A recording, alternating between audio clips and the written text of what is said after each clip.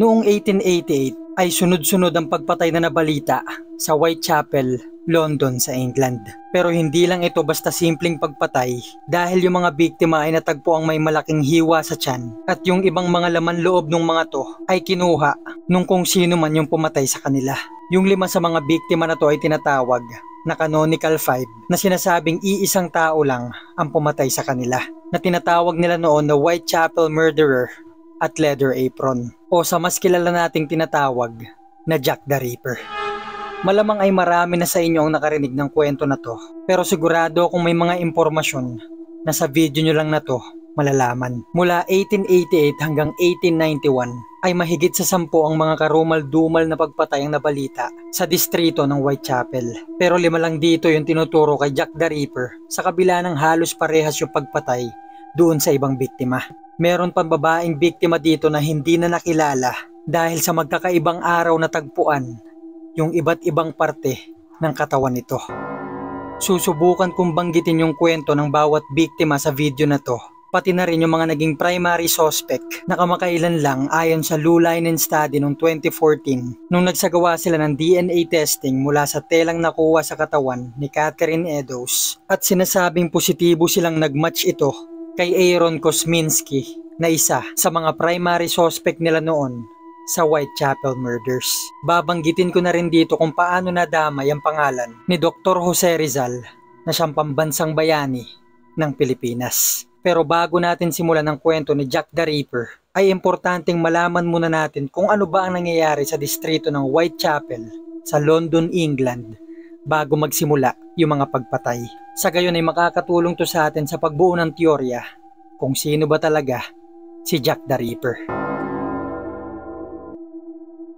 Ang video na to ay sponsor ng X-World app. Gusto mo bang kumita ng pera ng walang ginagawa? Walang ganon. Ang gawin mo, i-download mo tong X-World app. Isa itong play to earn app na pwede kang kumita ng pera nang hindi gumagastos. Ang gagawin mo lang, lalaruin mo lang yung mga task na nandito na kung saan pwede ka makakuha ng mga token na pwede mong i-convert sa pera. May 3 token sa app na to. Ayun yung X-World token, Build token, tsaka USDT. Ang World token ay parang coin na pwede mong gamitin sa pagbili ng pets at pag-upgrade nito. Sa paglalaro at pag-i-invite naman ay kikita ka ng Build token. Yung Build token naman ay parang coin na pwede mong gamitin sa paglalaro. Kagaya na lang itong Escape Master na kung saan may 8 kwarto dito at mamimili ka kung saan ka magtatago at tataya ng build token. Nasa sayo na kung gaano kalaki yung itataya mo.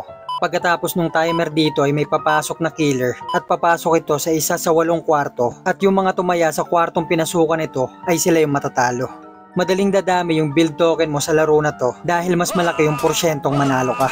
May isa pang sikat na laro dito, yung Sprint Run, kung saan mamimili ka lang kung sino yung mauunang makapunta sa finish line sa mga to at mananalo ka na ng build token. At kapag dumami na yung build token mo at gusto mo nang i-cash out, i-click mo lang yung build token sa taas o kaya yung wallet. Pagkatapos ay punta ka sa trade, i-click mo yung sell dahil ibebenta natin yung build token. I-click mo yung max para mabenta lahat, then sell. Pagkatapos ay mako-convert na yung build token mo sa USDT. Punta ka lang ulit sa homepage, i-click yung wallet, then click withdraw. I-click mo lang yung all kung gusto mo i-withdraw lahat.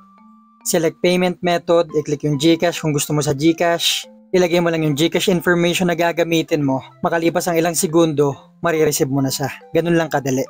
Pwede rin kayo mag-invite ng mga kaibigan nyo. I-send nyo lang yung link sa kanila sa page na to. At kung hindi man kayo lagi makapaglaro, okay lang basta i-open nyo lang yung app at kusa na tong kikita ng build token. Gamitin nyo yung gift code ko na Dark Archives at meron tong laman na 10,000 build tokens. Hanggang 100 beses lang pwede gamitin yung gift code na to. Pagkakuha nyo ng token, pwede nyo na tong gamitin pang laro.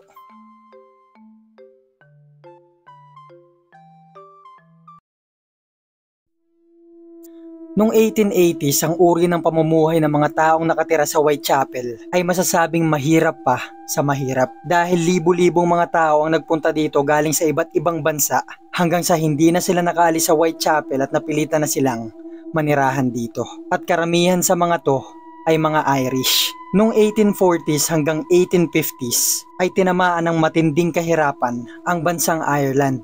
May sakit noon na kumalat sa bansa na nakaapekto sa mga tanim nilang patatas na mahigit 30% ng bansa ay dito umaasa. Ang mahirap pa dito ay tumagal ito ng ilang taon na tumatak ito sa history ng bansa nila na tinatawag na Great Famine o Great Hunger na kung tawagin sa atin ay matinding taggutom. Sa sobrang tindi ng kahirapan ng mga panahon na to ay umabot sa 1,000,000 yung mga taong namatay. Sumabay pa dito yung iba't ibang pagbabago ng batas. Kaya naman hindi na nakakagulat na mahigit 2,000,000 katao yung umalis sa bansa nila. Ang balak ng mga taong umalis dito ay makapunta sila sa Amerika. Maraming mga barko ang nagpabalik-balik para maihatid yung mga tao sa England kung saan sila babiyahe, diretso pa Amerika. Mahigit 1,000,000 sa mga to ay nakarating naman sa bansang gusto nilang puntahan. Yung iba dito sa Canada, sa Amerika, at sa iba pang mga kalapit na bansa. Ang kaso nga lang dahil sa sobrang dami nila, daang libo pang mga tao ang naiwan sa England kung saan sila napilitang manirahan. Sumabay pa dito yung panggigipit ng Russian Empire sa mga Jews o Hudyo. Lalo na noong 1881 nung na-assassinate yung emperor nila na si Alexander II at sinisi nila to sa mga Hudyo. Ang mga bansang pinaka naapektuhan nito ay Poland, Ukraine, Belarus at Crimea at marami pang mga bansa sa paligid nila na umabot sa kalahating milyong katao ang napilitang umalis sa kanilang bahay at lumikas. At yung iba nga sa mga to ay napunta sa England at yung karamihan sa mga to ay naipit nga sa Whitechapel. Ngayon alam na natin kung bakit sobrang daming tao ang nakatira noon sa Whitechapel. Yung mga Irish at Jewish ay walang magawa kundi manirahan dito. Walang trabaho, madumi ang paligid, marami ring mga sakit na yung iba pa sa isang maliit na bahay ay 4 na pamilya ang nakatira. Yung Whitechapel ay isang maliit na distrito lang sa London na dating 14 to 20,000 lang ang mga taong nakatira dito. Pero dahil nga sa pagdating ng mga immigrants at refugees noon ay bigla itong tumaas ng 80,000. At ayon sa datos ng lugar, sa 10 batang pinapanganak sa Whitechapel, 5 hanggang 6 dito ang namamatay na hindi man lang umaabot ng 5 taong gulang. Ganyang kalala yung uri ng sitwasyon ng buhay nila noon. Talamak din dito ang kaguluhan, protesta, holdapan, at dahil hindi nga handa yung London sa pagdami ng tao, ay wala rin silang sapat na dami ng opisyal para pangalagaan yung mga to. Pero ang sabi naman ng ibang mga tao, wala rin daw talagang pakialam yung pamahalaan sa London noong mga panahon na to dahil hindi rin naman daw nila responsibilidad yung mga tao na yon. Isipin na lang natin kung gaano kamiserable yung buhay nila na yung mga Irish at Hudyo ay ayaw talaga manirahan dun sa lugar. Pero wala silang magawa, ang pagpipilian lang nila mamatay sa sakit, mamatay sa gera o piliting mabuhay na lang sa lugar na yon.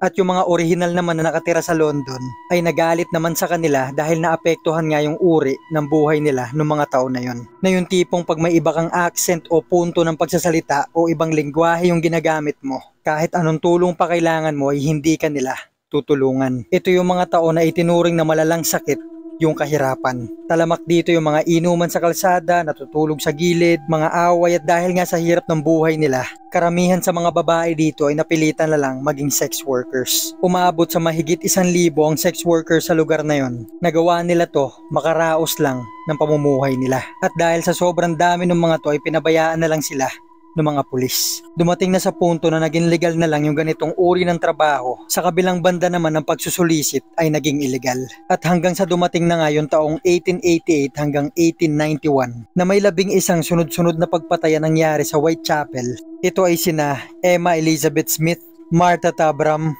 Mary Ann Nichols o mas kilala sa pangalang Polly, Annie Chapman, Elizabeth Stride, Catherine Eddowes, Mary Jane Kelly, Rose Mylett, Alice Mackenzie, Frances Coles at may isang babae pa na hindi na nakilala. Sikat na sikat yung pangalang Jack the Ripper noon dahil hindi nga nahuli kung sino man yung nasa likod ng mga pagpatay na yon. Maraming mga naging suspect, maraming nag-imbestiga pero wala silang naging idea kung sino yung tao na yon. Ni kahit yung mga pulis ay walang maisagot kapag tinatanong sila tungkol sa impormasyon ng mga pagpatay. Na yung ilan sa mga opisyal nila dahil sa sobrang pressure ay nag-resign sa mga posisyon nila. Marami rin siguro sa inyo ang namamangha kay Jack the Ripper pero baka magbago yung pananaw nyo sa tao na to matapos yung marinig yung mga karumal-dumal na krimen na ginawa niya.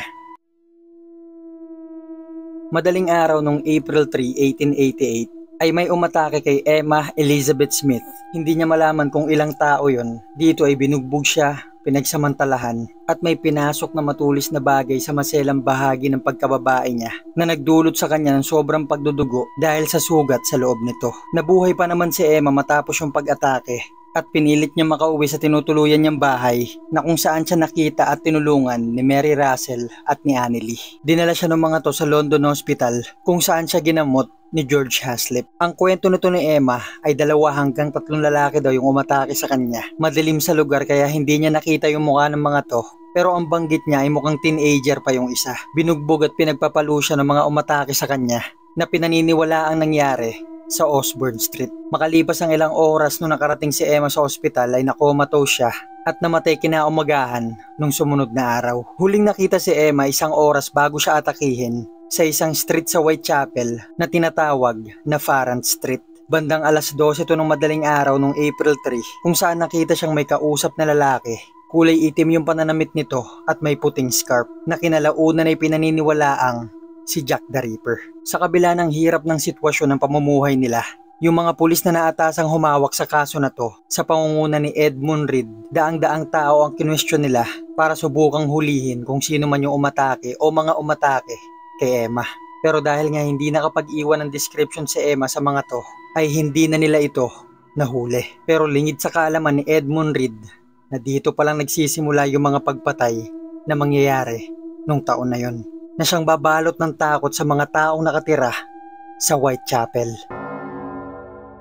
Medyo mahaba yung kwento nito ni Jack the Ripper at mukhang masyadong matatagalan ko itong ma-upload kung hihintayin ko pang matapos yung buong video. I-upload ko na lang yung mga susunod na episode nito sa mga susunod na araw.